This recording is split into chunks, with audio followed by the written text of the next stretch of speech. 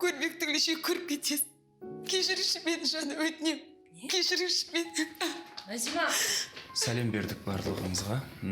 Мен қызымды көруге келдім. Оны алып кетем. Роза Карманова деген сіз боласыз ба? Иә, мен. Сіз адам өлтірмек болды деген күдікпен тергеуге алынасыз. Не істеп жатсыз? Ой, қолым жіберіңіз. Сіз де тұтқын алыңыз. Қатаспаған дұрыс болады. Міне. Темірхан, Назима екеуі көңілдес болған. Сізді біреумен таныстырғым келеді. Бүгін сабақтан кейін. Сен ажарды кеше мені ашуландыру үшін алып келдің бе? Елдің бәрі саған қарап қалды ғой дейсің бе?